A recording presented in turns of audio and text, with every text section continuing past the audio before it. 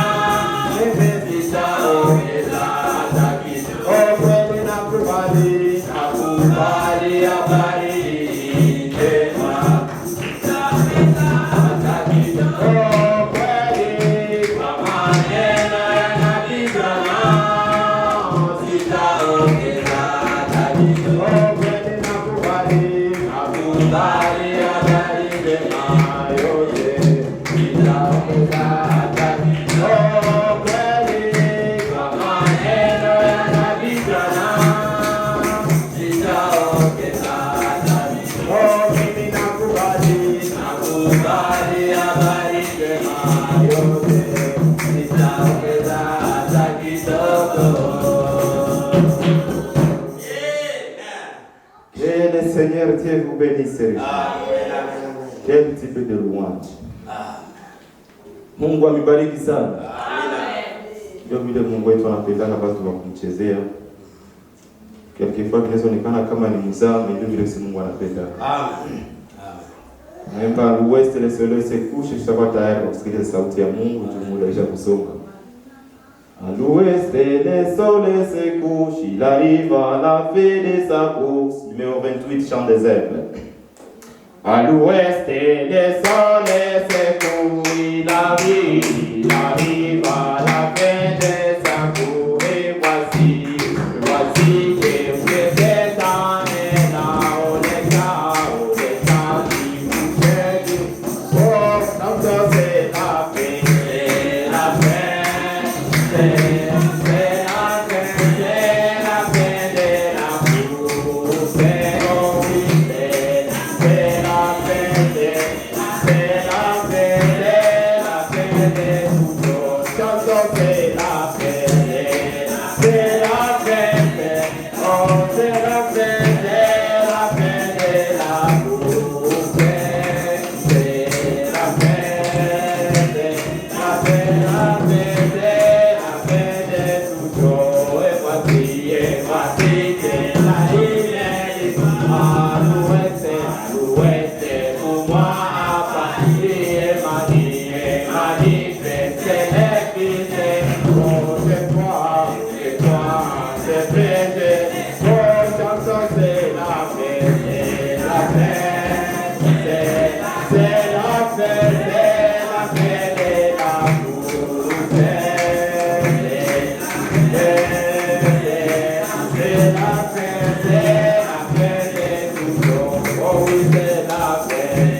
Amen.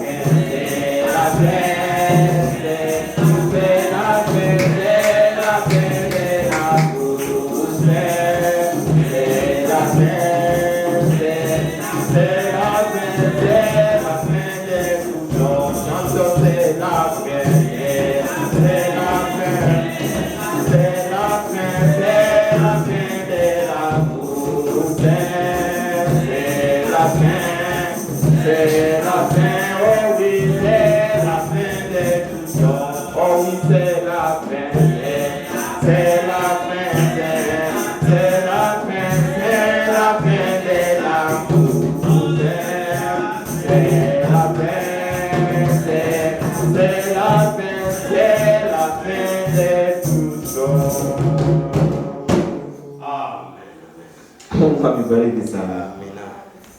Ndio na wasalimu tena ya asubuhi katika jina la Bwana mkombozi wa maisha Yesu Kristo. Amen. Tunasema Mungu wa Abrahamu awabariki sana. Amen.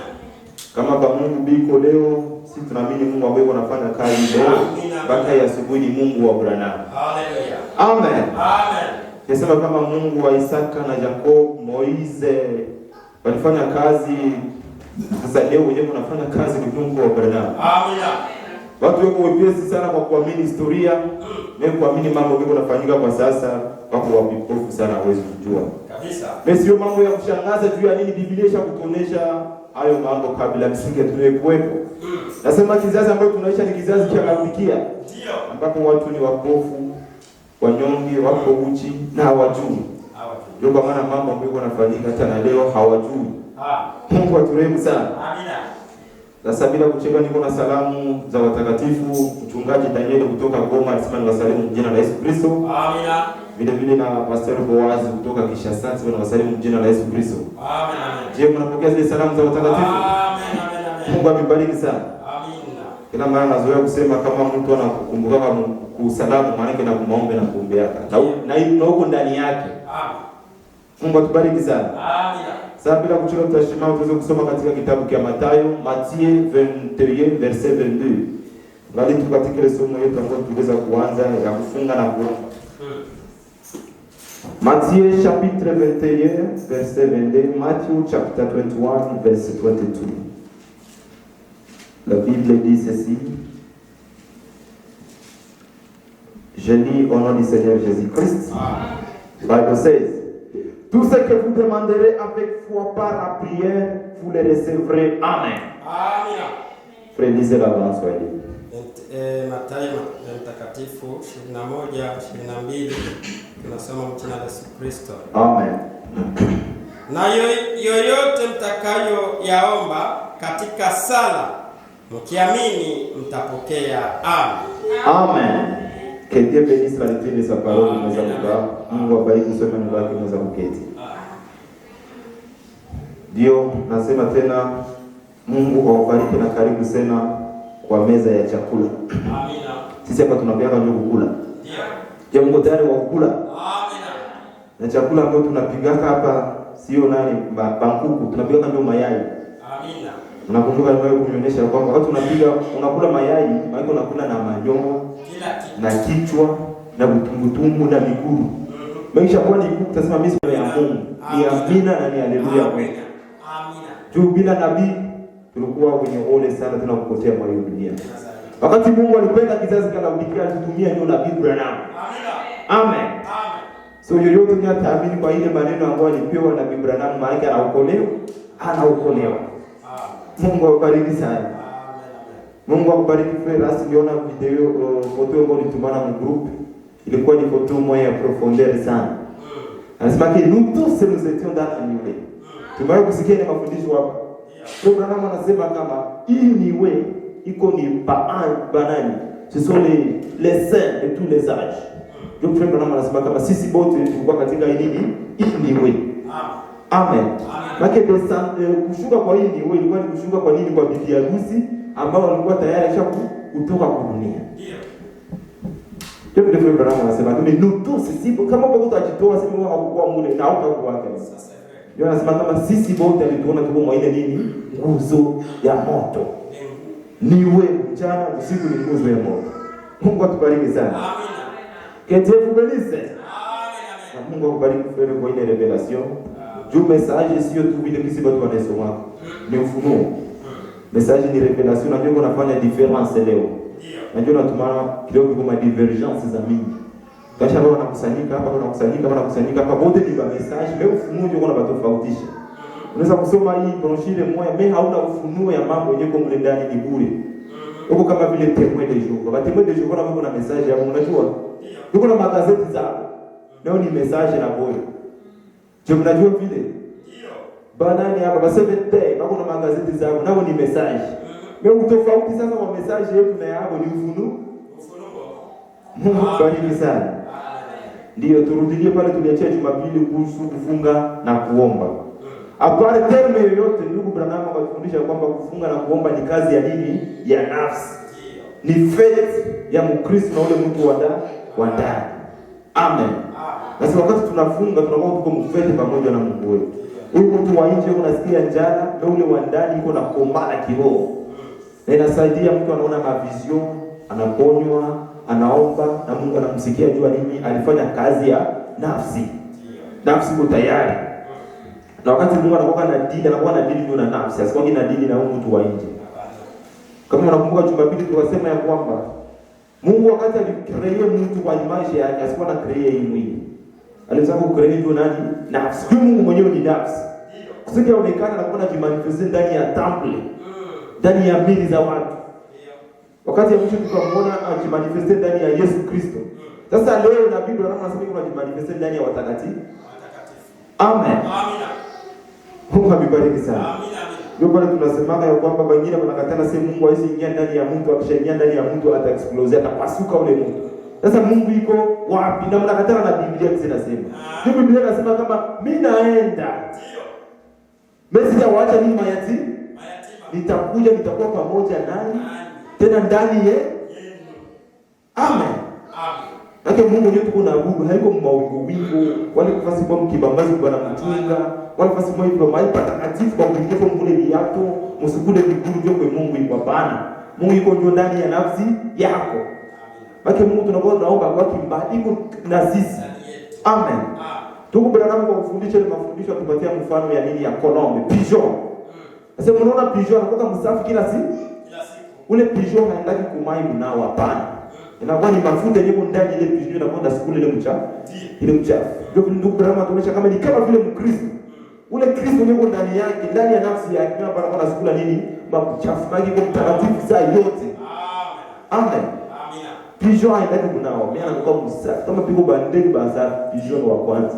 Hata kukula kulaki vitu vya kuoza. Hakuna vitu vya kuoza. Ndani yake hana ile globuli ya kusukula vile vitu. Ndio kwa maana mtakatifu naye ambaye yuko na ule Kristo ndani yake hakuna vitu vya uchafu. Anakulaka ni maana yako fresh. Ndio. Na maana yako fresh yuko na distance, yuko na shuka kila mara ni neno. Amen. Hii neno hili tunasikia ndio neno ambalo lishuka tena wakati Mungu alikuwa anaongoza watoto wa Israeli. Haijawahi kubadilika. Mimi inakuwa na kuwa fresh wakati niko na shuka. Amen. Ndio chakula cha pigeon. Mungu amebariki sana. Ndio mtu azipa tukiachia Jumapili. Ndugu Branham alikuwa anatuonyesha namna gani ya kuomba. Sio kama tuliachia.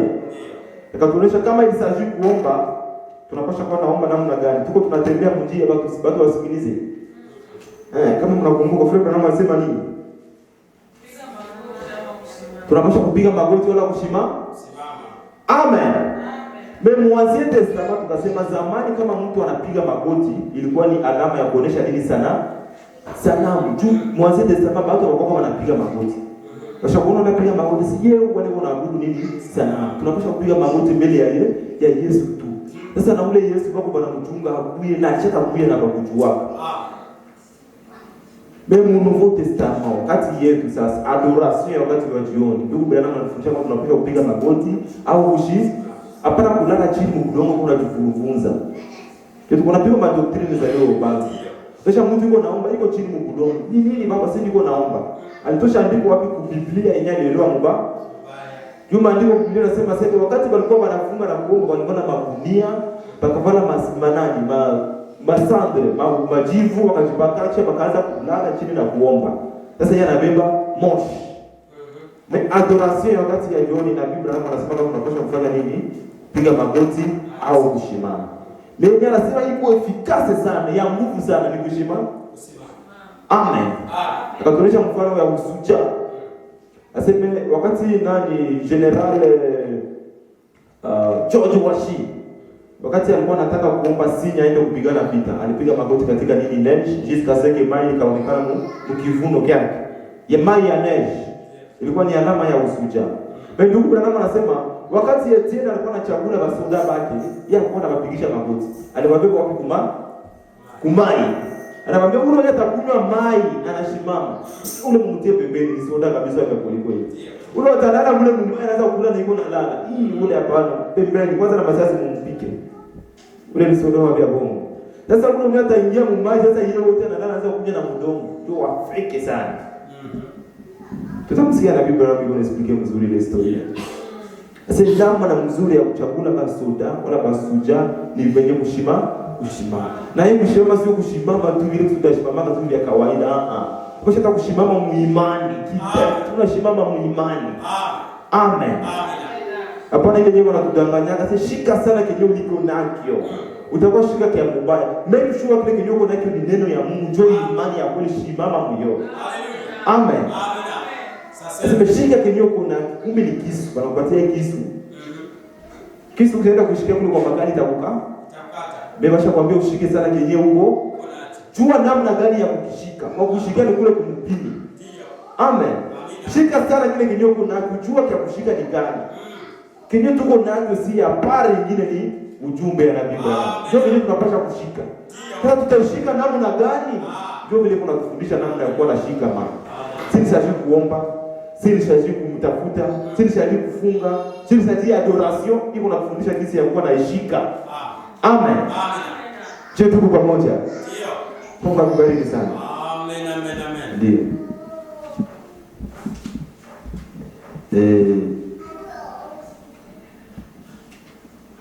Na kama tena nafasi tuleche Jumapili tulikuwa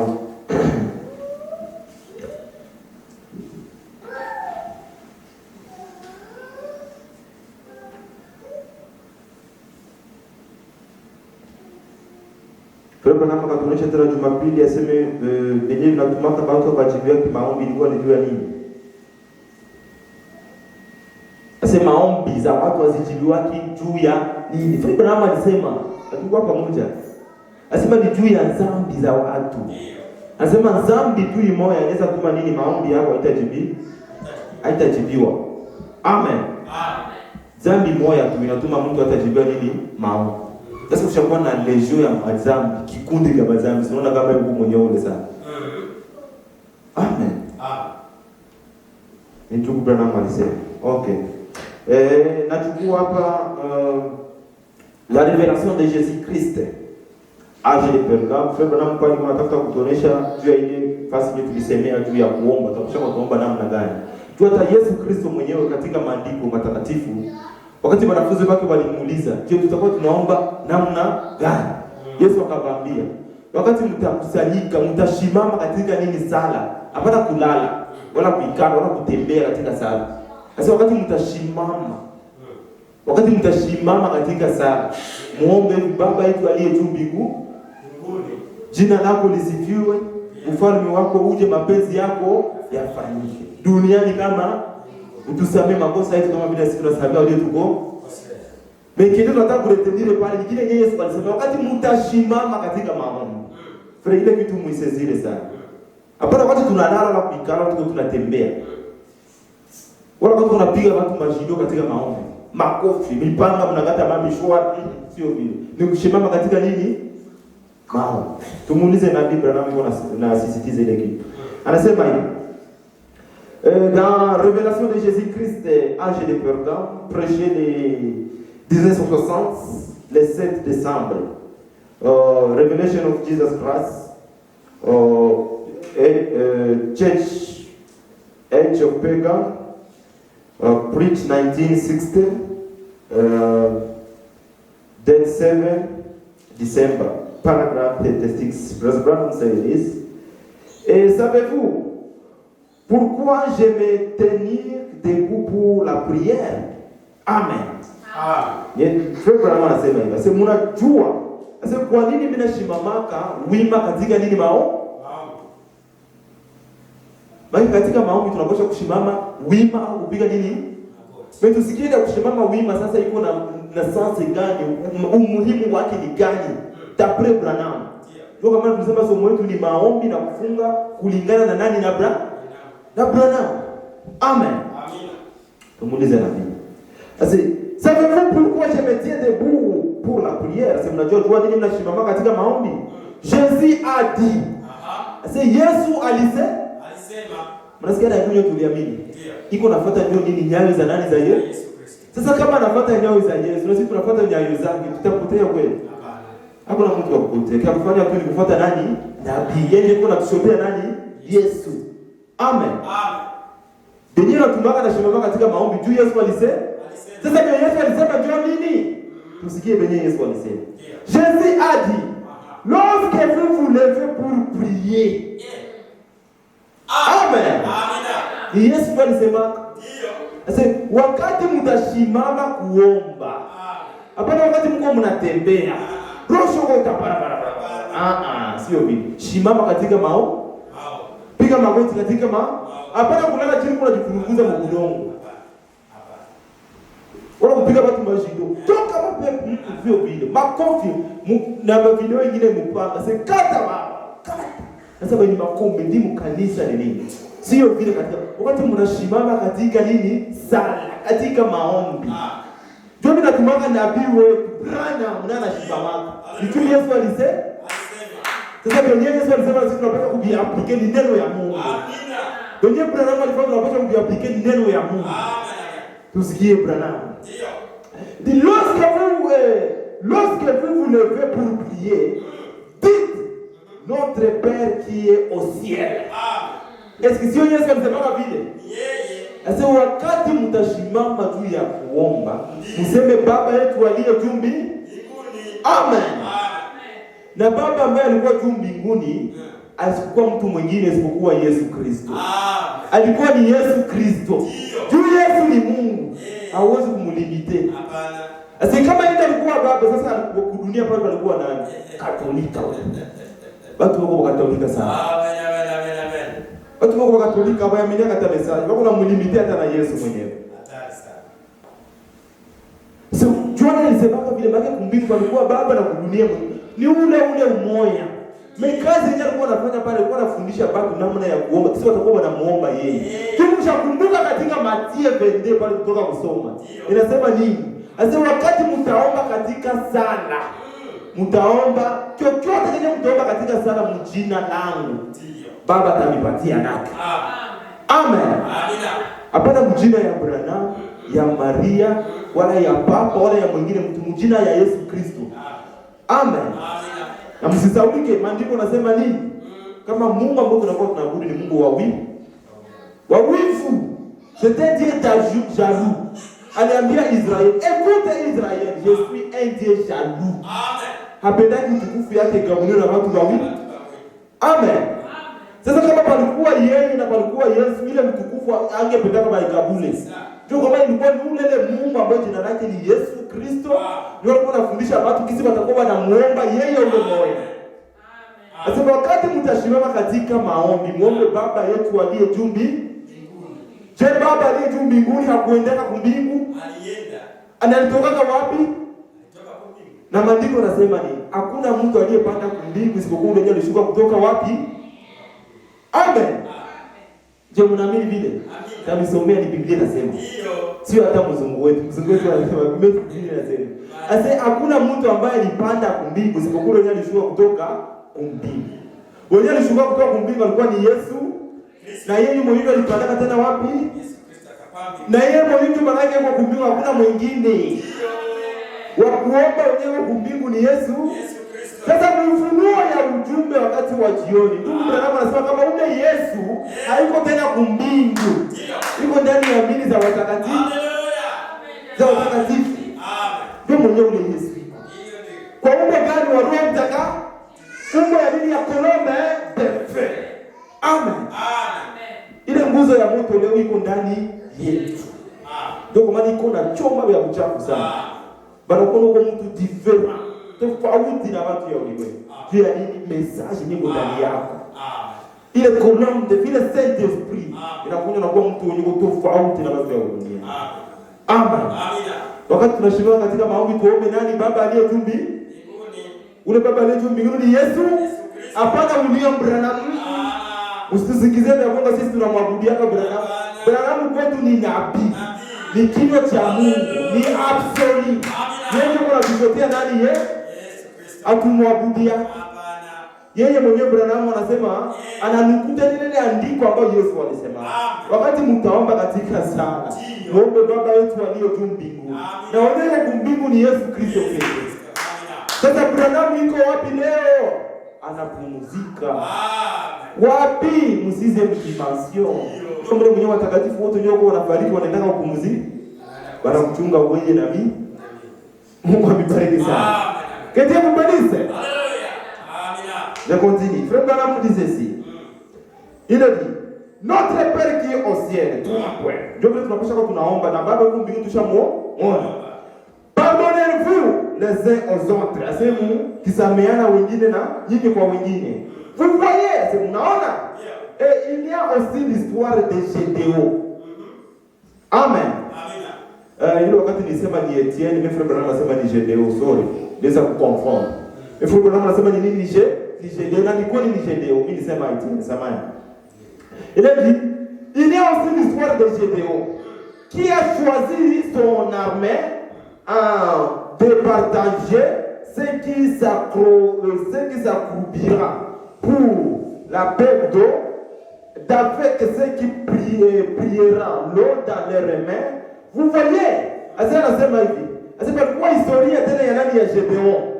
Gédéon anaweza kuchagua nini basoda baki armire yake. Akawabeba wapi kumai. Akasema ule mmoja atakunywa mai na anashimama na mkono, ule mmoja na pembe. Ule mmoja atalala mbaya anaanza kukunywa, ule ni mtoshe pembeni kabisa, asali kwa soda. Ndio vile Frère Branham anasema. Jua ni ile citation moja yenye Yesu alizaka kusema, usuja soda ya kweli kweli. Kama vile Yesu alituambia tuwapili kwa sisi tuko basoda. Soda ya kweli kweli anapaswa kuwa na shima makaziga nini sana. Gédéon mkichagua basoda baki anaweka kumai, wewe utakunywa mai na shimama ndio ya kweli. Amen. Amen.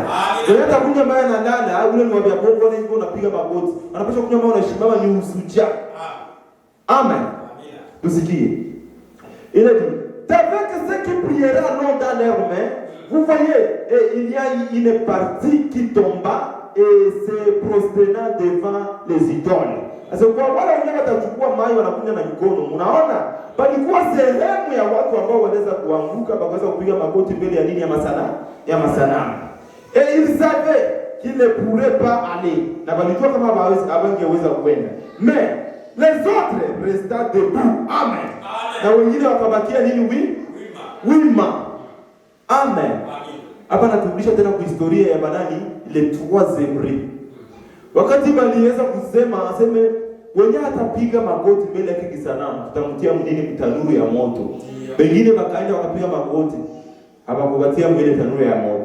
Leo hapa troisième rite bakashimama hapo kidet, ni kushimama wima. Tunashimama katika imani. Wao walishimama katika imani, sasa tunapaswa kupiga magoti mbele ya Mungu tu. Sio kupiga magoti sana, bakashimama wanakangamana. Amen. Frère Branham dit ceci. Et il resta debout, l'œil ouvert et il veillant tout le temps, ce qui est ce que nous faisons. Asema kashimama wima metu wenye kufunguka banakesha ila ambayo tunafanyanga tumewahi kukesha na sisi vile. Resta debout et priant mwambo bakashimama bakabakia wima wakiomba. Amen. Il dit qu'il resta debout et pria. Excusez-moi. Et pria. Donc, je crois, c'est Namini. Écoutez, je crois bien, c'est qu'il a aussi bon de mettre à genoux pour prier. C'est Namini tena, ni mzuri kwa kuweza kupiga magoti kwako. Mais ya maana sana nyasha kuonyesha ya usuja, ya alama ya mkubwa. Ni kushimama katika nini? Maombi, na tunanyosha mikono yetu juu mitakatifu. Amen. Je, tunaamini vile pamoja na nabii? Maana katika maombi uko kunyumba, uko katika kanisa, unaona tuko tunaomba unaikana pale chini kwa fake soda wa fake. Ukitosha nje. Kama tulikuwa kupita wao kwa kupiga masasi wasema huyu yuko nini? Lash. Atatuharibishia kule plan ya vita.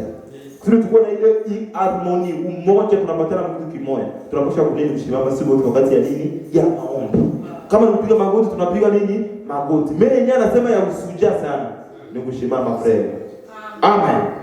Ile dia sema mimi naamini pia kwa kupiga magoti katika maombi, mais je pense que se tenir debout pour prier est une signification particulière pour nous. Amen. Amen. Amen.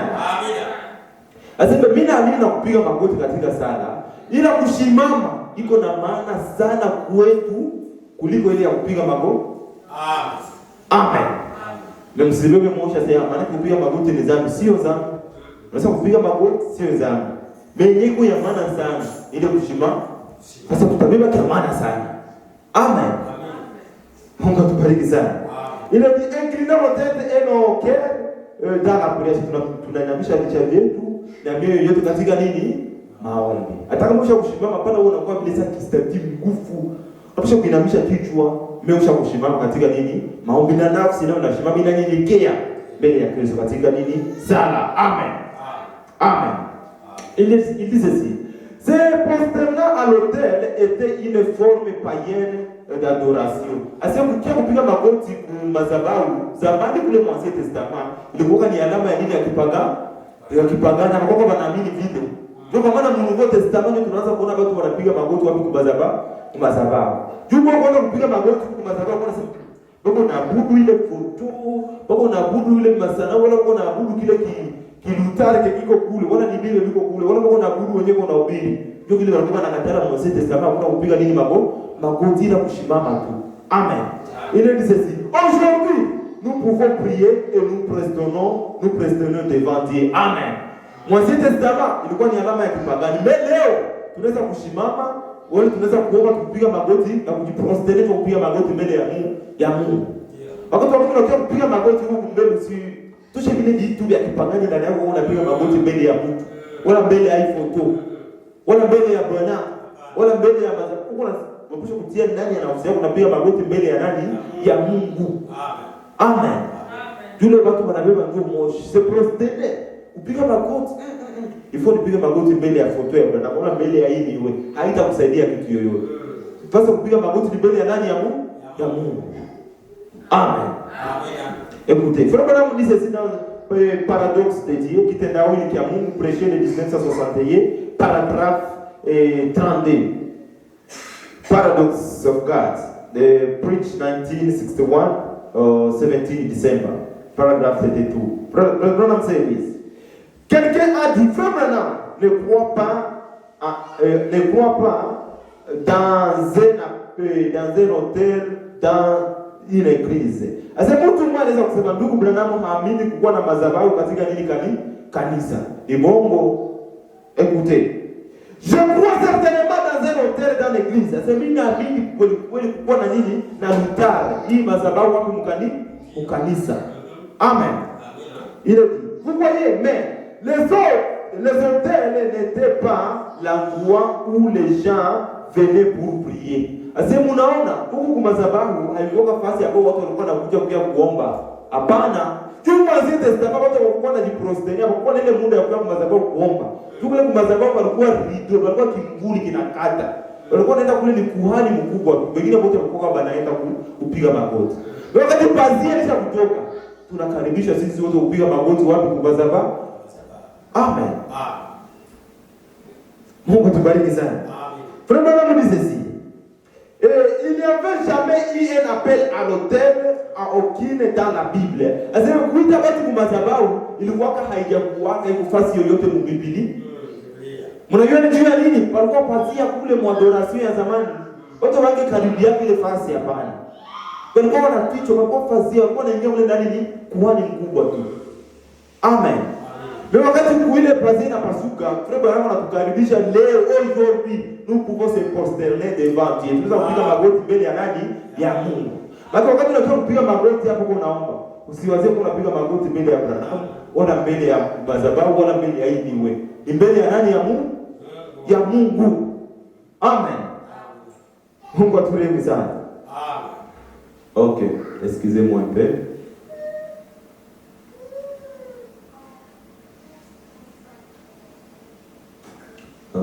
Je vais changer ce background. Toujours dans un paradoxe de Dieu. Frère Branham dit ceci au paragraphe 33. Je vais vous ramener. Nitaweza kumirudisha. Je le ferai le dimanche prochain. Nitaifanya Jumapili inayokuja. Dans l'histoire de la première église, katika historia ya kanisa ya kwanza, pour vous montrer que la raison pour laquelle il n'y avait pas des autels dans l'église, katika historia ya kanisa ya kwanza, kumionyesha sababu gani ya kuweka madhabahu katika nini kanisa, katika kanisa hili, c'était parce que tomber et se prosterner en autel, c'était une forme païenne. Ilikuwa ni juu ya nini? Juu kupiga magoti, kupiga kuanguka hapa kwa madhabahu ilikuwa ni alama ya nini ya kipagani? D'adoration. Ilikuwa ni alama ya kuabudu ya kipagani. Et ce n'est pas une idée chrétienne de tout. Na ilikuwa wazo ya Kikristo wote. Maintenant, je parlerai aussi sur cela dimanche prochain. Nataka kuzungumzia kuhusu hiyo wazo Jumapili inayokuja. Mais il n'y avait pas d'autel dans les premières églises pour faire l'appel à l'autel. Asema kanisa ya kwanza amakuwaka madhabahu kusudi watu wako naita watu wako kwa madhabahu haikuwaka yuko. Je, Mungu anafuata vizuri. Walikuwa wanaingia kule madhabahu ilikuwa ni nani? Kuhani mkubwa yeye pekee anaenda kuombea watu nini? Dhambi zao. Wengine watu walikuwa wanakaribia. Juu madhabahu ilikuwaka. Walikuwa wanaingia mwile pazia. Yeye mwenyewe tu alikuwa autorize. Leo wakati pazia na pasuka frère, si watu frère anasema aujourd'hui. Sio kusema leo tu dimanche wala siku yake na saa hii. Angalia anaita watu wakiwa kwa madhabahu tajiombee kwa wenyewe. Aujourd'hui anasema aujourd'hui, sio kusema ni vitu vimoja hivi ni siku ya ujumbe wa wakati wetu. Amen. Ndio kwa maana watu wanaanza kumshitaki. Wanasema Frère Branham haamini kwa kuita watu kwa madhabahu ni vya bongo. Écoute, il dit ceci. Il n'y avait plus rien qu'une salle vide. Asa ilikuwa ni bure tu kama ni nini? Ni salle, maana ni holo ilikuwa na kwa tu vide hamuna nini? Madhabahu. Il a dit, c'est tout. Aucun crucifix. Ilikuwa ni hivyo tu bila sadaka yoyote. Plus rien dans la salle que juste un plate les gens ils étaient. Asa ilikuwa tu bure katika kanisa. Ilikuwa ni kitu tu vile kama vile mbao ambao watu walikuwa wanakuja wanaikalia. L'église pentecôtiste dans les premiers jours, comme je vous l'avais apporté dans plusieurs différentes histoires. Asa kanisa ya kipentecôtiste katika siku za mwisho, dans les premiers jours, katika siku za kwanza, kama vile nimeanza kumionyesha katika mahistoria tofauti, le dimanche prochain le Seigneur voula je vous montrerai. Asa Jumapili inakuja Bwana akipenda atatuonesha kisi ilikuwa nafanyika adoration. Il dit ceci. Quelles heures de prière pour lesquelles l'adoration. C'est wakati gani ya kupiga nini? Magoti. Sasa saa ya kuomba ni saa gani? Amen. Utakuwa naomba saa yote, wala uko unatembea tuko mkazo unaanza kuomba wala uko tufasi unaomba. Tuko sana naweza kuomba. Maandiko yanasema nini? Dans l'Orient, kule kwa Israeli, walikuwa na mida zao za kuomba. Wenyewe waligundua ile secret walikuwa ni nani? Banani hapa? Mizilimani. Waliweka nafasi ya Wakristo, wakajibebea vitakuwa vyao. Walikuwa na muda za kuomba, sio kuomba kisa yoyote. kulikuwa na organigramme ya saa za kuomba. Amen. Écoutez ici. Frère Branham dit ceci dans Jéhovah Jireh, 3e partie. Jéhovah Jireh, number 3. Paragraphe faux, prêché le 1960, le 3 août. Il dit ceci. Prenez cette petite pièce de tissu, assez kamata kitu kadogo ka kitamba, et attachez-le à l'habit. Dans dessous, naweza kuiweka katika nini nguo yako ya ndani. Attachez-le en dessous de votre habit. Uweze kuweka ndani ya ile nguo yako. Ile au-dessus du cœur. Passez votre main dessous, uweze kuweka mkono wako ndani et dites, oh Dieu, de vous laisser vous sentir bien. Useme oh Mungu akuache ujisikie mzuri.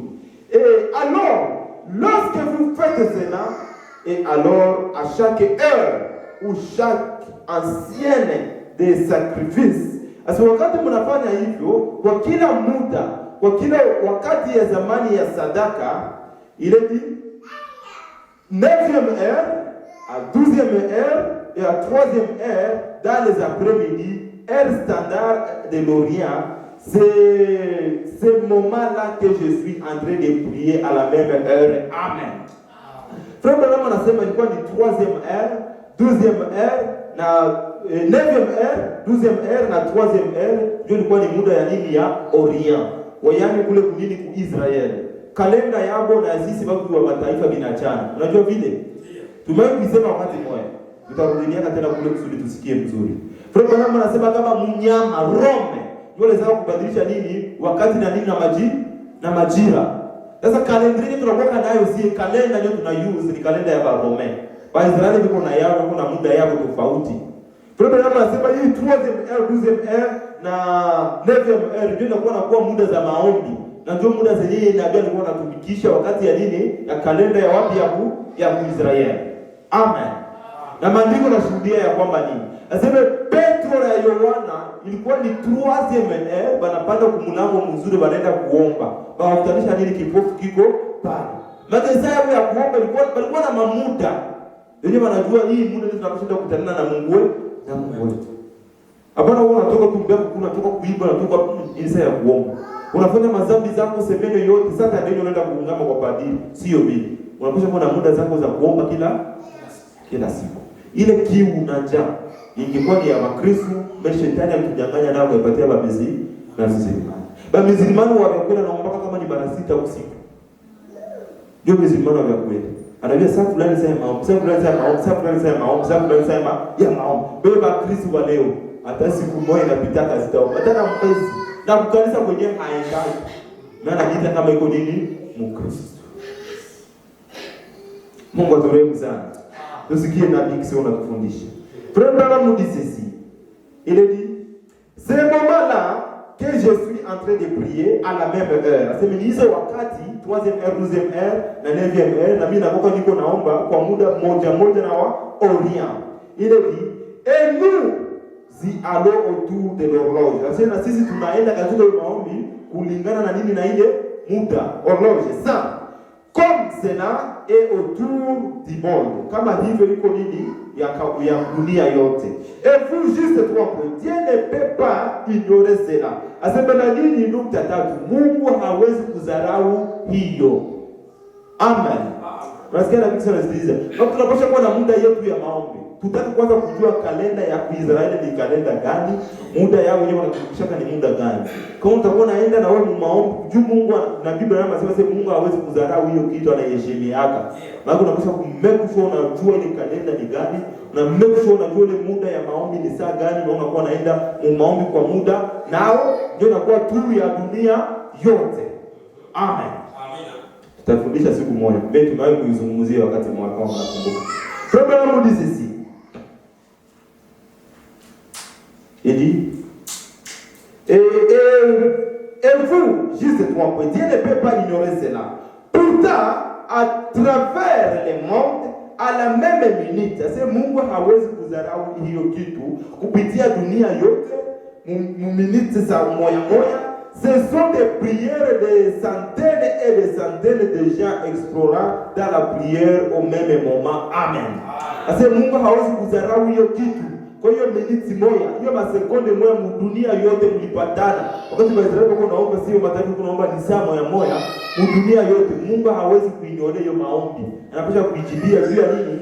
Ni maombi ya watu 1100, watu wengi sana wako wanaomba. Wako na muomba Mungu katika saa. Mungu ambariki sana. Chukua mtoto natia makelele. Ile ni Frère Branham dit c'est la communion par la rédemption, aseme ushirika kupitia ukombozi. Prêché en 1955, le 3 avril. Communion par la rédemption. Paragraphe 17, il est dit ceci. Il y a-t-il un service à l'aube, frère Neville? Dit oui. Frère Branham anauliza sasa. Piko nini kanisa kesho asubuhi? Ndugu Branham anasema ndio. Amen. Je continue, dit ceci. Il y a un service à l'aube qui commence à partir de 5 heures à 6 heures. Asipiko kanisa busubuhi ambayo inaanza kuanzia 5 heures du matin mpaka 6 heures. Je crois ou quelque chose comme cela, n'est-ce pas? À partir de 5 heures. Ase mimi naamini kwa kitu kama na hiyo, sio hivyo kuanzia nini? Saa ya 11, 5 heures ndio saa 11 ya asubuhi. Il est dit, 3 points. Et quelle heure le soleil se lève-t-il? Na wakati gani ambao jua linamkaka? C'est à 6 heures. Amen. Amen. Maana mnaingia maombi kuanzia ile 5 heures mpaka isa inafika 6 heures jua inatoka, unatoka katika nini saa? Mnatoka katika maombi. Ile wakati jua linamkaka ni saa ile moya na kuIsraeli, maana mko msaa moya. Amen. Mnaingia maombi 5 heures, 6 heures jua inatoka, unatoka na nyinyi maombi ya ineredita. Sio vyepesi, watu wengine wanakuwa wanasarenda, magoti na rudi. Hapana, this is too much. Hii 1 hour ilikuwa ni makuta ngapi ningeingiza kule ku disability. Unaenda nako mkazi. Unasababika kama unapasha kuomba ule Mungu anakupatia kama nguvu za kwenda kutumika hizo makuta zingiza 1 hour, unapasha hata kumkumbuka hatani moja. Mbele uingie mwa ile kazi. Mimi maombi ya asubuhi watu wapiga waombaji. Anaamka tu miguu chini, asante Bwana. Go. Mungu aturehemu sana. Frère Branham dit ceci, écoutez. Il est dit, à quelle heure le soleil se lève-t-il? À 6 heures. C'est wakati gani jua linamkaka ni 6 heures. Il est dit, à 6 heures, très bien. Voyez-vous, ce sera l'heure d'adoration. À ce milieu 6 heures, inakuwa ni wakati ya nini ya mabudu. Maintenant, cela ne veut pas vous faire du mal. Cela ne veut pas vous faire du mal de vous réveiller ton olala. Aseme hiyo haitamifanya mabaya kwa kulamuka busubuhi, hapana.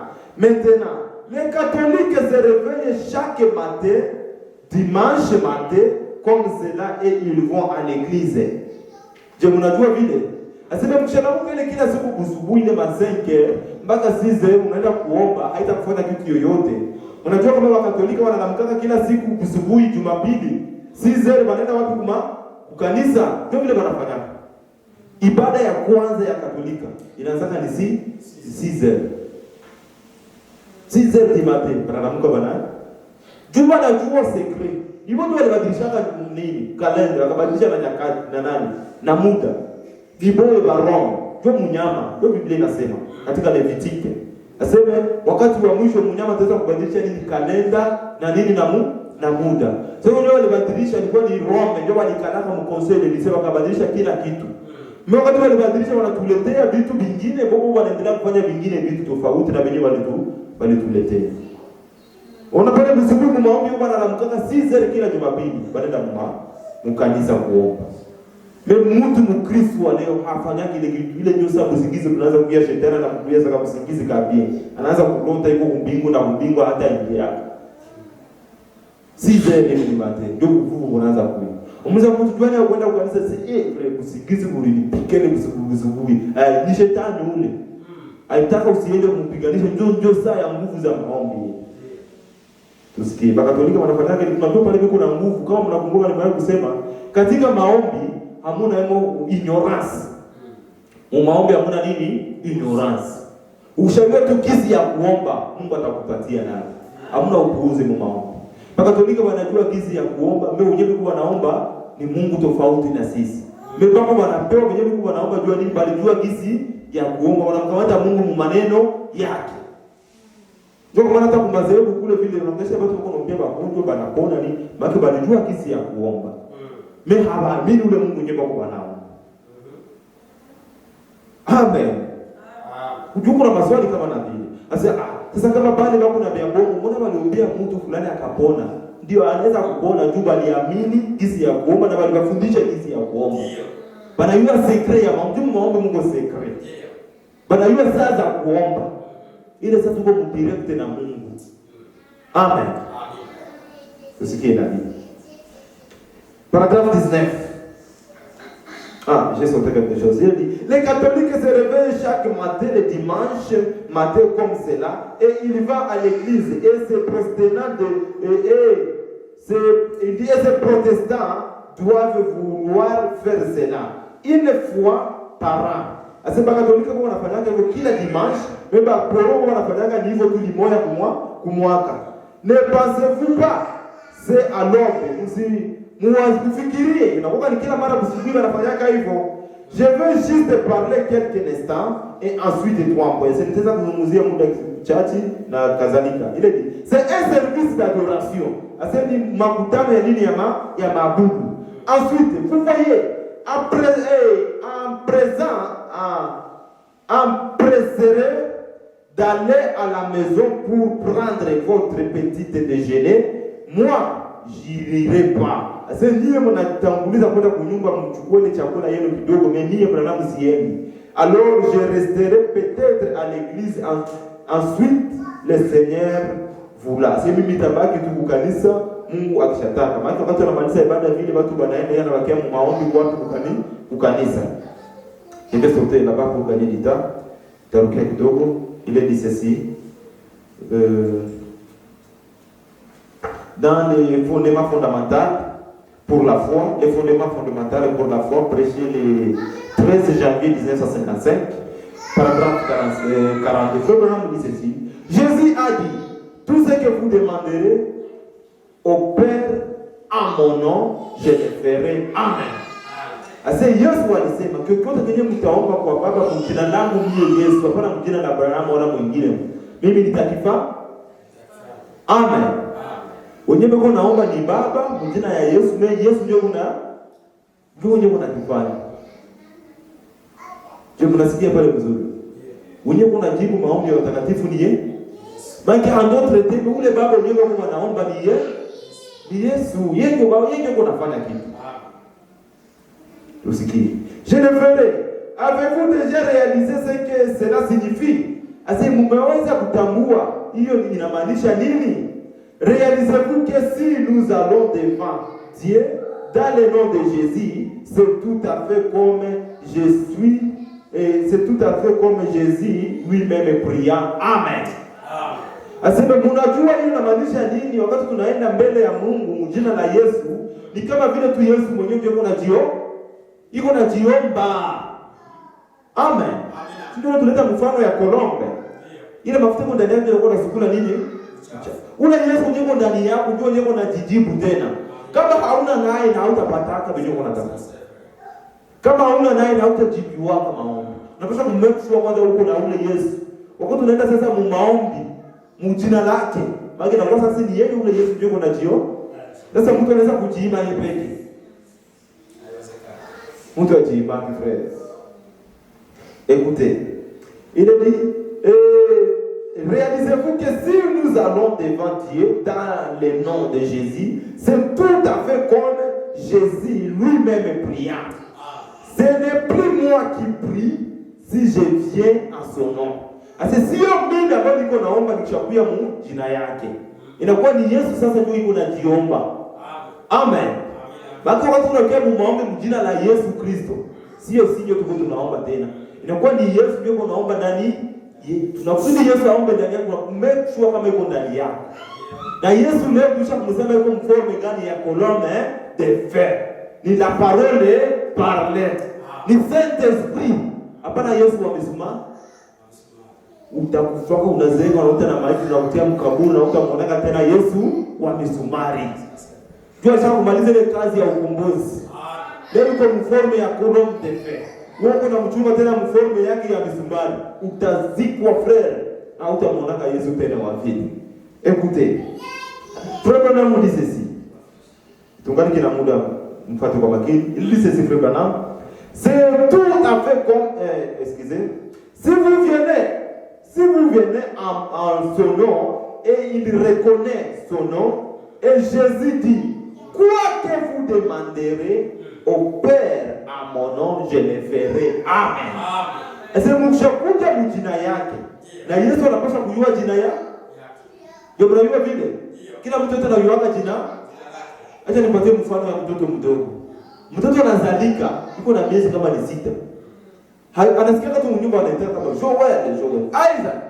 Brian mjona. Miezi 7, Brian. Miezi 8 vile vile. Anaweza kuwaka moya. Wanaita Brian, mbona mtoto anatingiza kitu? Mtoto nani alimwambia kama jina yake ni Brian?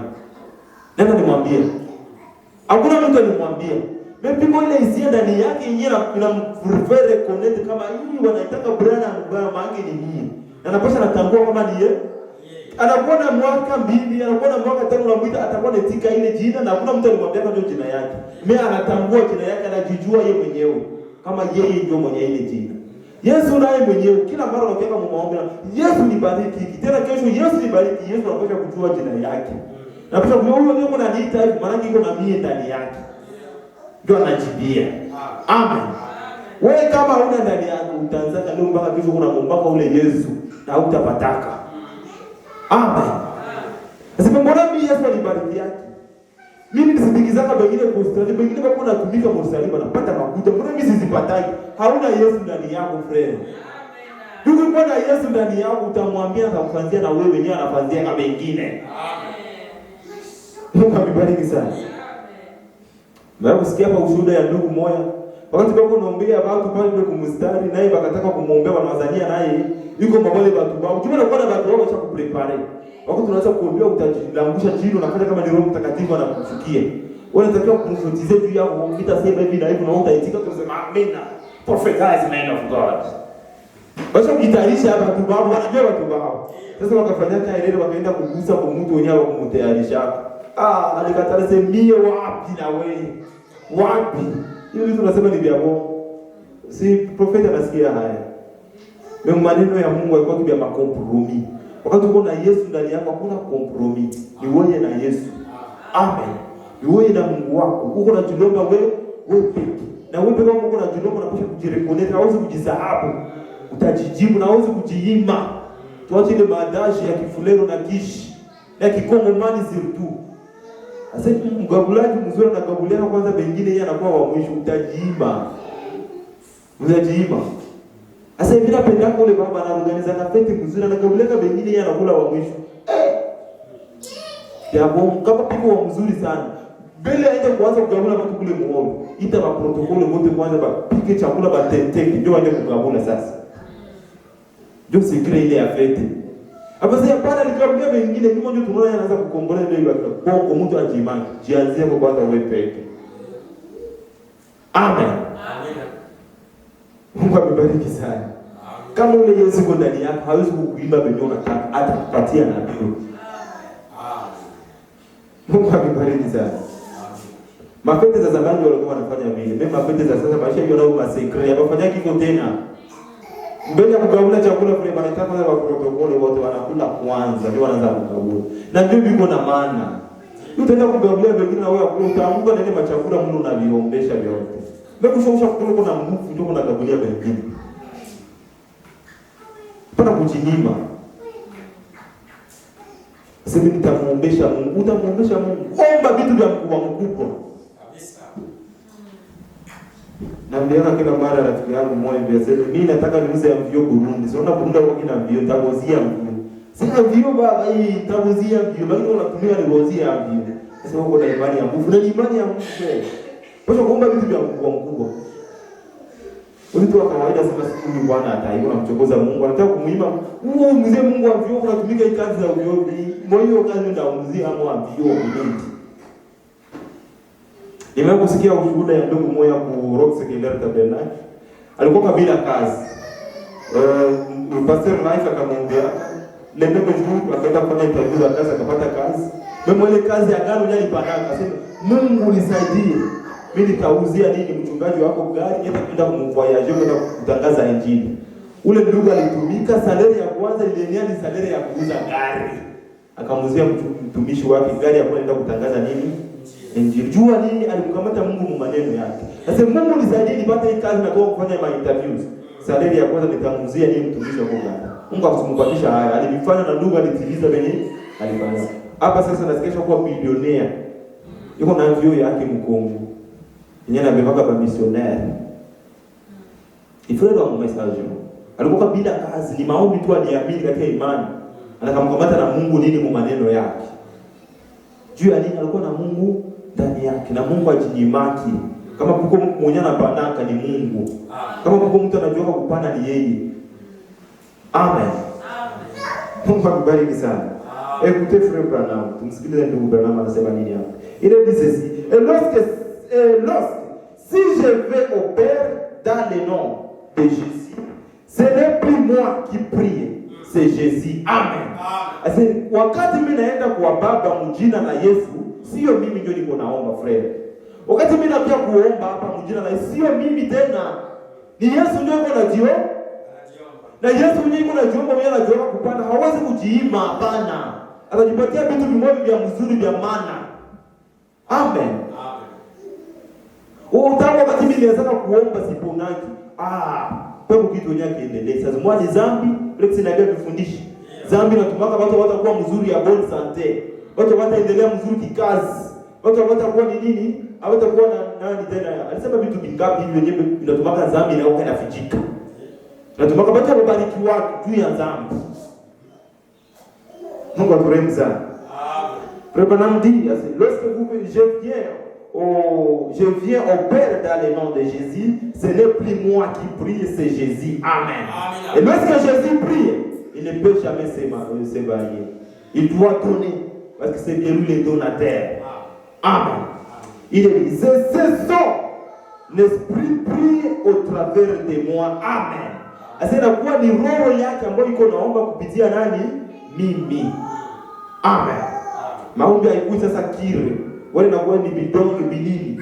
Wewe unaanza kuomba sema hii pepo tena tuliombea ikashindwa, twende tuiombee tena hii pepo sio vile, sio bidonge frère maombi. Ushaomba ile roho ya Mungu iko ndani yako. Amini tu sasa kama Mungu ashakujibia. Kesho uombe sasa vingine. Ile ndio uliomba jana, amini Mungu ashakujibia na ndio vitatendeka. Amen. Duni Yesu ambaye alikuwa anaomba ndani yako. Parce qu'il a dit, c'est la parole de Dieu lui-même. Voyez-vous, cela ne peut rien d'autre que produire ce qu'il a dit. Amen. Ase kwa sababu gani alisema ni neno ya Mungu.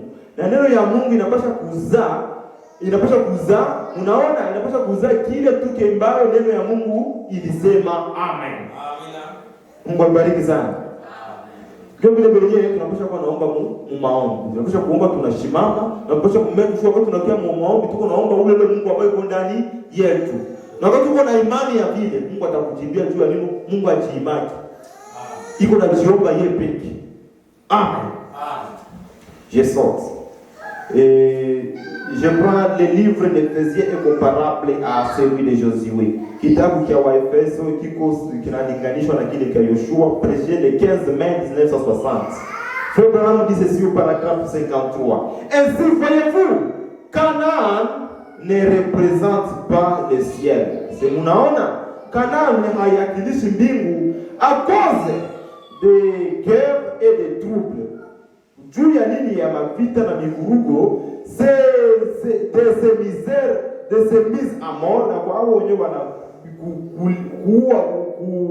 kwa ajili ya kufa, de ces complots na ile détournement ma complot kama na hivyo etc. Mais il représente ceci. Anasema nini? Ase Kanani haiko nakilisha mbingu. Juu ya nini? Mlikuwa vita, mlikuwa nini matrouble, mlikuwa misère à mort, watu wanakufa kwa ile njia ya kuingia nini Kanani. Mais il représente ceci. Mais Kanani inakilisha hiki. Une marche parfaite, c'est là où l'église faillit aujourd'hui. Ase Kanani inaonesha nini? ni njia yenyewe iko kamilifu ambayo kanisa iko nashindiwa iko nini leo. Amen. Yu Mkanani mule mlikuwa vitu vya mingi sana. Kusudi watu wengie Mkanani ilikuwa ni vita ya mingi sana. Amekuwa banaenda tu hivi yese banaenda. Watu wa mingi sana walikufia mjia mule. Amen. Biblia waliingia walikuwa ni nani? Watu wawili tu, Joshua na Caleb. Wengine wote walikufia mule. Ndio nasema se Kanani hairepresente nini mbingu.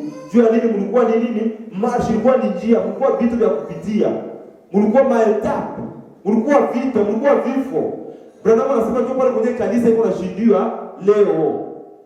Watu wanashinda kupigana vita kusudi waingie. Wanaona kutushamini message basi mkulu kwingine beneishia hapo. Message inakuwa kitu cha familia. Message inakuwa kitu cha kundi. Kitu cha amini basi uko na kufanya, uko na vita ya kufanya tena. Amen. Branham dit ceci, c'est là où l'église est faillie aujourd'hui, c'est à cause de cette marche. Asema kwa ajili ya hiyo nini? Hiyo njia, hiyo vitu vya kupitia kuli tuingie katika Kanaani. Ndio kwenye kanisa iko nashindiwa leo. Ile ni paragraphe 54.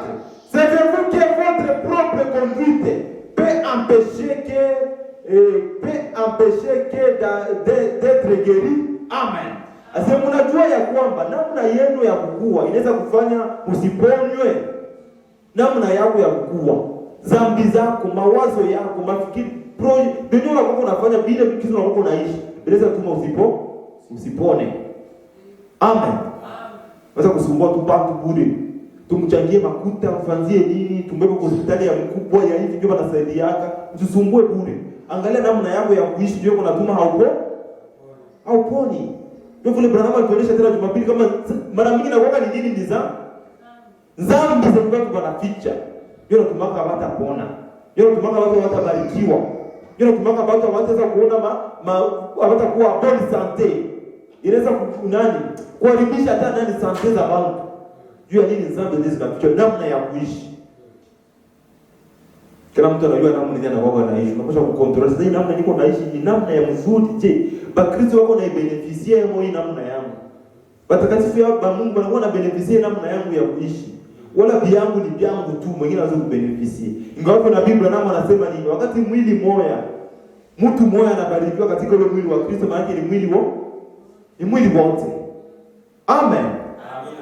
Wakati ujumbe nianza ndio watu walikuwa na ile harmonia vile. Leo watu washakuwa baingra. Biake ni biake tu. Yake shabarikiwa biake hivi ni vyangu na familia yangu tu basi. Sio vile. Branham anasema namna za kuishi. Sio unatuma watu hawaponi leo. Unatuma watu hawabarikiwi. Watu wanakuwa bila bonne santé juu. Namna yenyewe unaishi ni namna ya mbaya. Kabisa. Acha nipatie mfano. Nakumbuka wakati ningali kwetu ku village, tulikuwa na ndugu mmoja alikuwa na shop. Kwenye alikuwa na shop na kwetu ni mbali. Mimi wakati wananitumana niende kuuza sukari, wako wananitumana, wewe unauza sukari kwa mzee Deni. Na tuko kwetu kule naenda kwa Deni sasa, papa na hizi bashope zote anaacha pale kuna nataka ni mafuta isapoti tu ule ndugu. Meba frère ba leo. Ba frère ba leo, hata moyo Australia frère, ba frère ba ingra. Ndugu yako unafanya project fulani nataka ndio yeye amwangushe pale amsupport. Tunamsha kusapotiana. Nayo ni namna ya nzuri ya kuishi. Wewe namna yako ya kuishi katika maombi unajiombea tu wewe peke au ombea yake wengine. Kisha kesho sasa unagonjwa unapenda kuombea wewe ugonjwa na wao ombea yake wengine. Namna ya kuishi furaha. Kila mtu anajua namna yake anakuwa anaishi. Wewe uko na lukololo ya maveste na nzia hapo garo nderobe yote na wala maveste. Mwafrika tuko watu wengine hapa ya baraka veste tangu na. Si mtakumia na wewe hata veste mbili kwa namna ya kuishi ya mzuri. Tuko watu wanaenda maveste felo. Lazima afalaki. Situmia hata watu iko namna ya mzuri ya namna yako ya kuishi ni gani? Uko lazima unaona tu ni maua. Ile namna ya kuishi ile yenyewe na Biblia na Mungu anasema iko natuma watu hawaponi leo. Watu hawabarikiwi. Juu ya nini namna ya kuishi tuko naishi ni ya mbaya. Ya unafiki. Namna yako ya kuishi mtu fulani alifanyaje nisoma mtandao na isazimua kushop unapita pembeni ile wakati ametia nani Marie message yani msalimia kwanza bila kumwambia sasa jitesani Marie ndio kaanza kumwambia yeye mle sasa wewe ndugu yako hamsalimia yake hata Mungu akubariki frere itakuwa vigumu kwa kumwombea itakuwa vigumu kwa kukua huyu ndugu wake jua nini hata salamu wa msalimia yake Unakumbuka tumea kuleta mfano ya mask. Hii mask ni avantage bantu bengi sana. Iko na mabikwazo na mtu, sema kutana naye sasa zimani ku shopping center wala fast food yote kule. Au fulani ndo anakuja anapandisha mask mpaka ni mzuri. Basi mbona tunaangalia kuangalia ndugu anavalia mpaka mumetu hapendi bamuone. Namna ya kuishi unajifujika ule ndugu anamuogopa. Hiyo ule ni mwizi, ule ni mlozi. Anajifujika yeye. Sasa unajifujika mlozi. Mlozi kuna esprit zimwe hivi. Kama na wewe hauna ile esprit ya kumpiganisha, atakuona fasi yote tena unajifujika atakuona. Sasa jiulize mtu anaingia kwa nyumba usiku na unalala, sio unajifujika naye mchana. Sio na kama mwenyewe ajitafutia vitu vya mbaya. Namna yako ya kuishi friend. Hiyo na Biblia ndio inasema. Iko natuma watu wabarikiwi, watu waponi, watu wakuwe mzuri mboni, sante. Mtu kwa Ulaya, mimi anasema mtoka kila siku hii hewa tu yenyewe. Sante haina mzuri. Juu ya nini namna yako ya kuishi. Makuta unapataka wewe ni mpombe. Pana kuuza hata juice ya mzuri na parfum kama mzuri kwa unanukia, wewe ni pombe. Namna ya kuishi harufu tu. Haiko injili. Nilikuwa naonyesha tu namna ya kuishi. Kila mtu anajua namna anakoka na hii anaishi. Mungu atubariki sana. Amen. Namna yako ya kuishi wakati unapokeaga mafuta kule unazifanyaga namna gani? Namna ya kuishi na Biblia naona anatufundisha. Tunapaswa kutosha kwanza moyo ya kumje tunaitoshaga wala tutoshaga namna ya kuishi. Wewe utoshaki moja ya 10 kisha sasa unagonjwa pale unataka bakuombee upone. Na Biblia naona anasema sijui inatumaka hatuponaki. Chuma ni parudie mzuri tena. Anasema hivi. Et savez-vous que votre propre conduite peut empêcher que quelqu'un d'être guéri? Amen. Asema unajua namna yako ya kuishi, namna yako ndio unakoka na jiongoza. Inaweza kuzuia mtu asiweze kupona. Amen. Ici je vais exagérer un peu. Kupona inaweza kuwa saa moja ni ya kimwili au ya kiroho. Yupo kwa ugonjwa ya kiroho na ya kimwili. Namna spiritual na namna charnel. Sasa leo watu wako nakufa kiroho na kimwili, wenye kugonjwa sana. Écoutez les prophètes. Votre mauvaise conduite et vos péchés inconfessés de croyants peuvent être la cause de la faillite de cette église. Amen. Asa namna yako ya kuishi, kutokutubu dhambi zako, kutokuamini kwako, inaweza kufanya hata hii kanisa inaanguka. Wala kanisa inashindwa kusonga mbele. Kanisa inashindwa kudumu katika neno ya Mungu juu ya namna ya kuishi ya mtu umoja. Natuma watu waponaki, watu wabariki wake, watu wasongaki mbele juu ya nini namna ya kuishi ya mtu moja. Ina Biblia nao inasema sio. Tuko pamoja. Écoutez les prophètes. Il a dit, et au jour du jugement, vous en serez tenus entièrement responsables. Amen.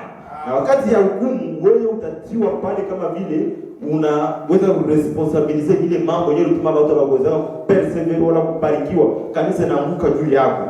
Il dit, et vous dites maintenant, entendez une minute frère Branham, 3 points, mais c'est la vérité. Pasezi na mnasema mchunge dakika fulani ndugu Branham.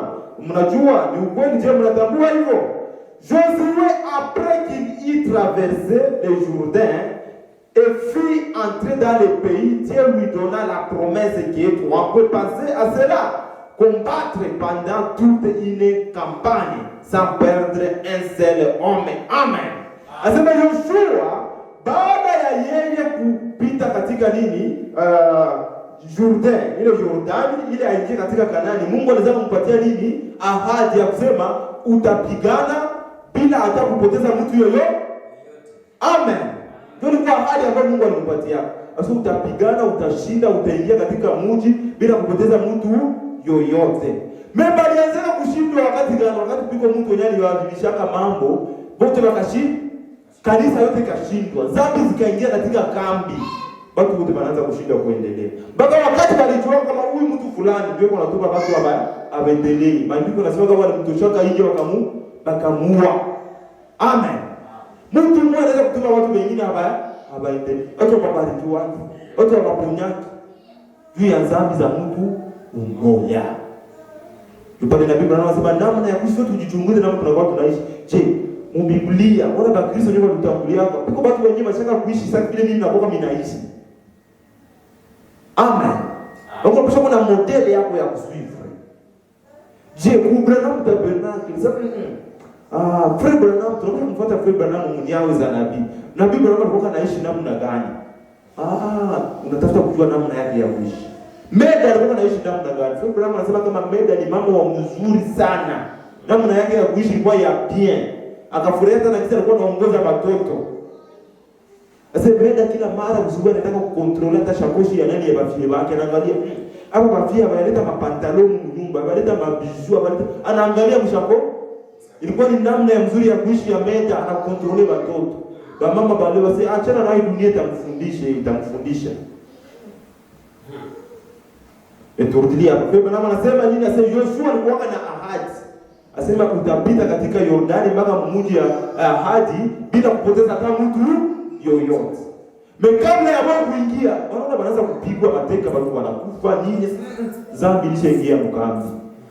Kanisa endelee, watu wabarikiwa nini? Pigwa dhambi. Namna ya kuishi haiko vile kushiba Kristo wanakuwa wanaishi. Masengenyo unapita. Tusikie na Biblia nao. Frère Branham dit ceci. Et ça une agrignance, ça une infirmière n'est y intervenir ou qu'un secours fut nécessaire. Pour un Dieu dit, le pays t'appartient, va combattre. Pensez aller à la guerre sans qu'il fût nécessaire de faire appel à la Croix-Rouge, sachant que personne ne serait blessé. Amen. Yesu akamwambia, Mungu akamwambia nani Yoshua, wewe uende tu, utaingia katika mji bila nini? Bila mtu yoyote kuvunjika, bila kuita kwa Croix-Rouge, watu wakiwa kwa sekuru, watu wakiwa kwa mashauri, kwa conseiller nini? Hakuna wenyewe utafanya pale, wewe utaingia tu katika mji sambamba. Kama hakuna dhambi kati yetu. Paragraphe 59, verset 56. Frère Branham dit ceci, toujours dans la même brochure. Le livre d'Éphésiens est comparable au celui de Josué. Paragraphe 56, Frère Branham dit ceci. Ainsi, il tuera Armor et les Étiens, mais il n'y a pas un seul homme blessé parmi eux. Ase bakaua wale ba Amore na aba ba Etiez na bakuwa na mtu yoyote anataka kuumia miongoni mwao. Jua nini ahadi ilikuwa na wao kusema kama mtaingia katika mji bila nini hata mtu yoyote kuumia. Wakati wote wako unashika nini neno ya Mungu. Wakati waliachana neno ya Mungu dhambi inaingia. Namna ya kuishi na kwa tofauti na vile Mungu alibambia. Watu wakaanza kunini? Kurudia nyuma. Kanisa linaanza shindwa kusonga mbele. Kanisa linaanza shindwa kubarikiwa. Inakuwa nafasi ya masengenyo, inakuwa ni politique. Écoutez. Frère Branham dit ceci. Il dit jusqu'à ce que le péché entra dans les camps. Mpaka wakati dhambi ikaingia katika kambi. Et quand Akan prit ses manteaux de chenilles et les ligota d'or et qu'il cacha sous ses tentes, le jour suivant, il perdit 16 hommes. Écoutez, Akan alikuwa ni mtu mbaya sana. Akan akazama kukamata ile manto yake, kama ilikuwa ni veste yake, ilikuwa ni kitu gani? Manto, akaweza kufujika kama nini? Maoro, akaweza kubifujika. Wakati na ile oro ilikuwa na presenter divinité, uungu wa Mungu. Akafujika uungu. Sasa wanaanza kuona mvita na uungu hauna iko tena. Acha kufujika ile maoro. Dhambi kaingia wapi katika nini? Kambi. Siku moja ilifuatia sasa, akaua watu 16 juu ya nini? Dhambi ilishabaingilia. Namna ya kuishi shamba tofauti na vile kisi Mungu aliwaambiana wao wanaishi. Dhambi kaingia katika kanisa. Kanisa haiwezi kusonga tena mbele hata siku moja. Hata banakuwa milioni na yala. Banaanzia mpaka kule Brisbane yote banaamini. Leo wakati yote dhambi iko mule miongoni, ile kanisa haitaingia kama presence ya Mungu. Écoute. Frère Branham dit ceci. Et le jour suivant, il perdit 16 hommes. Josué dit, arrête, attends. une minute, il y a quelque chose qui ne va pas, quelque chose qui ne va pas ici. Yoshua akasema, juu Yoshua ndio alipatiana gani? Akasema, Yoshua hapana, tusimamishe kwanza vita. Piko kitu Kenya kiendelee miongoni mwetu. Namna gani watu 16 bakufa? Na Mungu alisema tutaingia katika mji bila hata kupigana, haiwezekani. Bila hata mtu wote kuumia, bila hata kuita bakuwa ruji ba first aid, ambulance ikui. Sasa hapo watu wanakufa 16. Tusimamishe kwanza vita, tuende katika nini maombi na kufunga. Wakashimamisha vita. Il dit arrête une minute, il y a quelque chose qui ne va pas, quelque chose qui ne va pas ici. Nous allons proclamer un jeûne de 7 jours, car Dieu nous a donné la promesse que rien ne pourrait nous nuire et que nos ennemis tomberaient à nos pieds. Amen. Yoshua akashimamisha sasa, tushimamishe vita kuanza kwenda katika nini? Maombi ya kufunga katika siku 7. Mungu alileta ahadi kusema hakuna kitu ambacho kinaweza kunini kutuangamiza, hata kitu yote kile kitashinda mbele yetu. Na Mungu hawezi kushindwa kutimiza nini neno lake. Wakashimamisha wakaenda katika maombi ya siku ngapi? 7. Juu ya nini vita ilikuwa ilishaingia. Mauti ilikuwa ishaingia katika nini? Kambi. Wakaproklame nini? Maombi ya kufunga na kuomba. Amen. Bado wakati tunaanza kuomba na kufunga, bado piko kitu kingine kinatupusha kuomba na kufunga. Usiende kuomba tu juu ya kuomba, wala usiende kufunga tu juu ya kufunga. Même tu uko nafunga ile maombi kama ni ya 2-3 jours, wala ni ya siku yote, piko kitu kenyewe uliona kiniingia. Kile unatafuta Mungu akusaidie kitoke, kusudi uweze kunini kupalpe, kugusa, kuonja. Wala usiwe mtu nyo na rizi nini ahadi za Mungu. Frère Branham dit ceci, vous lui partez là, c'est pour le paragraphe. Il dit ceci, et il y a donc quelque chose de fond par ici, et quelque chose de fond quelque part, parce que nous avons là 16 hommes qui sont morts, ce sont des frères israélites et ils sont morts. Akasema sipiko kitu ambacho kimesha kufanyika miongoni mwetu hapa au pale, juu tunakuwa na watu 16 ambao wamesha kufariki ambao ni bandugu wetu wa Israeli. Paragraphe 57 dit, pourquoi sont-ils morts? Akasema kwa nini walikufa? Des hommes innocents trompent parce qu'un homme est sorti de la ligne. Amen. Asa kwa nini hawa watu walikufa? Watu wenyewe walikuwa bila hatia, bila kosa. Juu ya nini? Piko mtu mmoja, hapana bawili. Mtu mmoja alitoka katika mstari, mtu mmoja alitoka katika neno ya Mungu, ikatuma wengine wote banaangamia, watu 16. Mtu mmoja alitoka katika kanisa, na kumele kanisa inaangamia. Mtu mmoja tu asiamini anaweza kutuma watu hawatapona. Unaombaka kila siku na mtapona, unaombaka kila siku na mtabarikiwa, unaenda kukazi kila siku na unaona kunyona tiaka pesa juu ya nini? Dhambi ya mtu mmoja miongoni mwenu. Tusikie. Frère Branham dit ceci, voyez-vous, la raison pour laquelle il est nécessaire d'enseigner ceci. Amen. Aseni shabaya njoo kwa maana iko ya maana sana kwa kufundisha hivi. Njoo kwa maana sisi tunafundisha tuwe namna gani ya kuomba, saa gani ya kuomba na nani wa kuomba, na tunapaswa kuomba namna gani. Ndio nabii Branham anasema shaba raison pour laquelle. Ndio maana yake ndio natuma tunapaswa kufundisha. Na ndio kwa maana tunafundisha tujue namna gani tutakuwa mkaribia Mungu katika maombi. Amen. Il est dit, l'église doit s'aligner avec la parole de Dieu. Amen. Asa kanisa inapaswa kuenda kumstari, inapaswa kuambatana pamoja na neno ya Mungu. Hapana kuambatana pamoja na pastor, wala pamoja na mhubiri, wala pamoja na familia, wala pamoja na bwana yako, wala dada yako, wala ndugu yako. Ni kuambatana pamoja na neno. Amen. Ukishambatana na neno la Mungu hakuna mtu atakutosha ile nafasi. Wewe ukishambatana na pastor wako, mwenye pastor alisema ndio utakuwa na beba. Aseme vya mzuri, aseme vya bongo, utabeba vya pastor yule ambatana na wako fanao watu ni shabiki wake. Amen. Wewe unabatana na bwana yako, kama bwana yako anaenda kwa hii kanisa na unafuata na kwa kifuata. Mimi hauambatani na neno. Mimi kama unaambatana na Mungu na wewe ile kwa neno la Mungu, hata bwana yako anaenda kama hivi mimi naamini ndio hivi. Sasa nenda kwa hiyo mengine. Ndio unaambatana na neno ya wewe unaambatana na familia, bila familia naamini ndio unaamini. Au unaambatana na neno ya Mungu. Frère Branham anasema kanisa, chasema kanisa sio hii hodo. Ni wewe na mimi ndio kanisa. Biblia inasema maana yake sisi tunapaswa kuambatana na neno ya Mungu. Na kuna neno ya Mungu nyingine isipokuwa hivi yenyewe vilihubiriwa na Nabii Branham. Ndio neno ya Mungu tunapaswa kuambatana nayo leo. Hapana pastor wala kanisa inasema wala wenyewe mhubiri wetu anasema wala wenyewe bwana yangu anasema. Tunapaswa kuambatana na wenyewe neno ya Mungu inasema. Amen.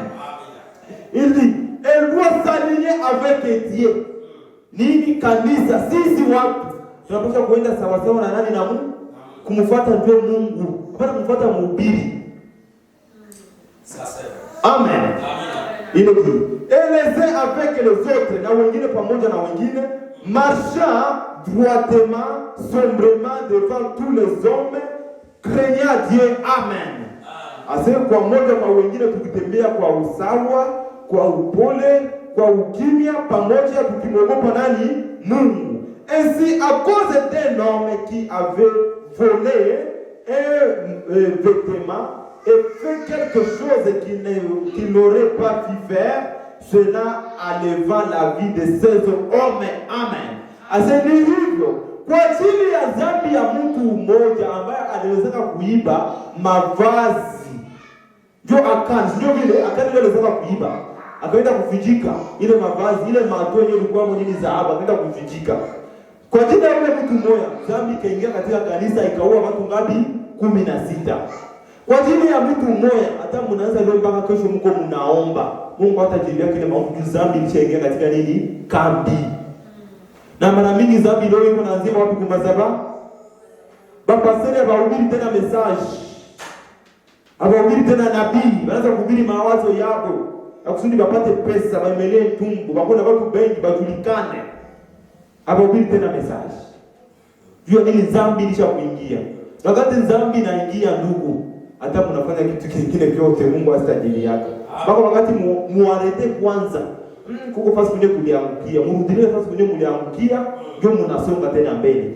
Kama vile Joshua alisema tushimamishe vita, si hiyo vile tutaisha si wote. Twende kwanza katika nini maombi ya kufunga na kuo. Biko vitu viendelee mwa kanisa. Twende kwanza katika tushimamishe kwanza, tuliangukia wapi?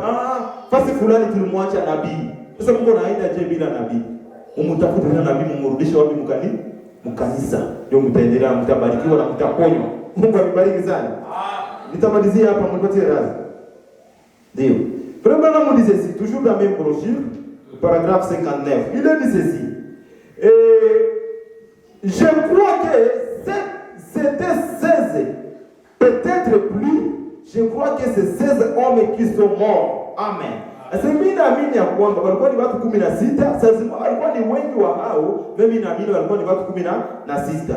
Josué les appela et déclara, il y a quelque chose qui ne va pas. Ase Yoshua akabaita na akatangaza akasema piko kitu kenye akiendelee. Nous faisons venir les malades devant nous et ils ne sont pas guéris. Ase tuko naita wagonjwa miongoni mwetu na wagonjwa hawaponi.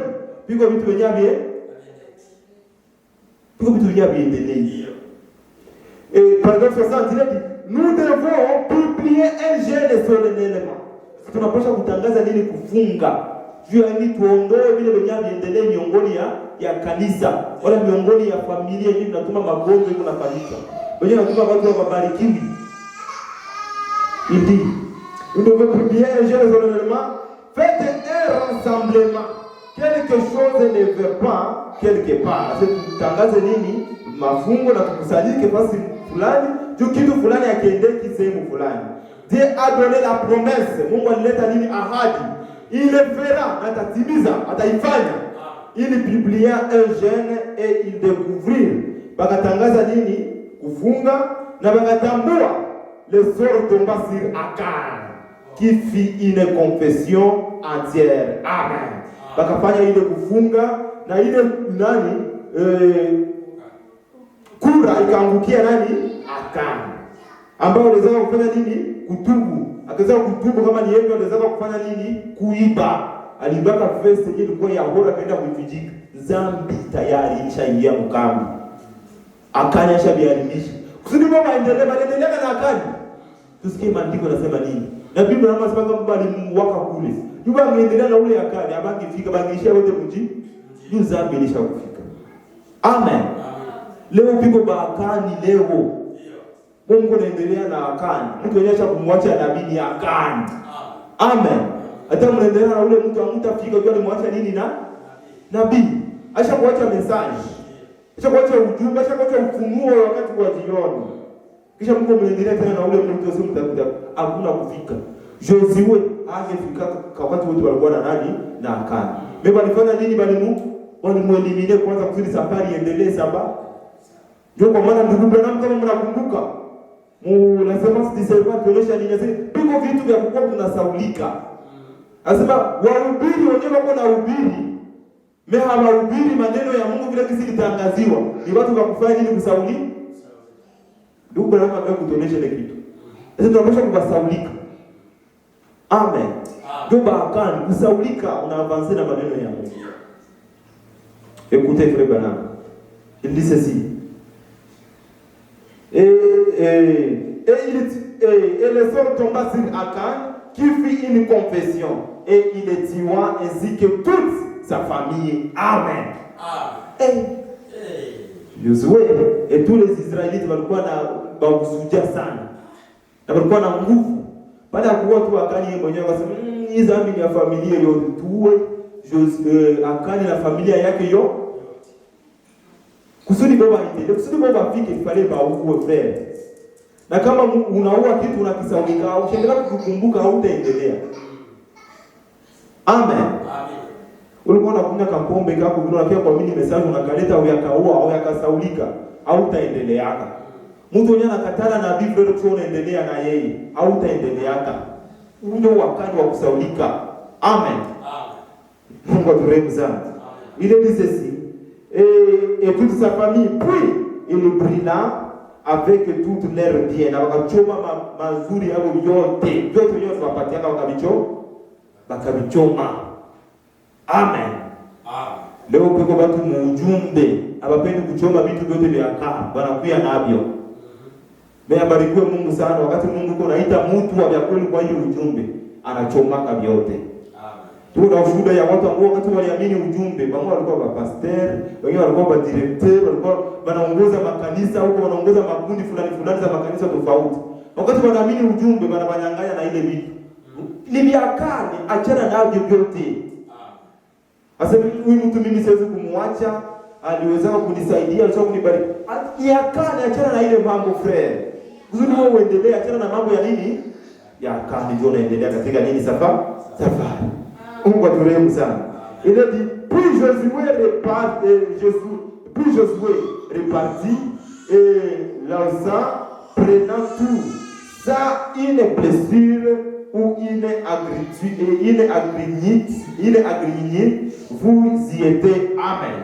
Asema Josué kisha baada ya kumua vile wakaendelea katika safari bote na wakaingia bila nini kuumia kokote wala nini nunguniko yoyote, bali kaenda sasa sambamba juu Akani basha kumwacha na kumuzika na familia yake yote. Mungu abibariki. Tashimamia kwa ajili ya siku ya leo. Tutaendelesha Jumapili jao kama Mungu anatujia msaada. Je, mnampenda nabii? Amen.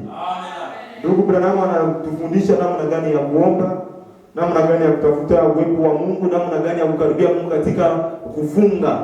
Namna gani na saa gani tunaposhaka tunaomba na nani wa kuomba. Amen. Na vile tunatumaka kusema wake wala tunatumaka kuponyaki magonjwa ni dhambi. Leo tena na exaggerate na ongeza kusema ya kwamba mara mingi inakuwa ni nini ni Akani. Amen. Wakati wote Akani alikuwa miongoni ya kambi watu walikufa 16. Na ile kambi sio kambi tu moja ya barefija, ni kanisa, ni bibi harusi.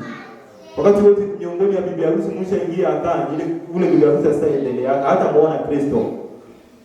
Mungu aturehemu sana. Ndio tusimame tuombe Mungu wetu ili atujie msaada na tupatie nguvu ya kudumu katika imani. Amen. Nous rendons gloire à Jésus, parlant de son amour, oui, parlant de son amour. Nous rendons gloire à Jésus, parlant de son amour merveilleux.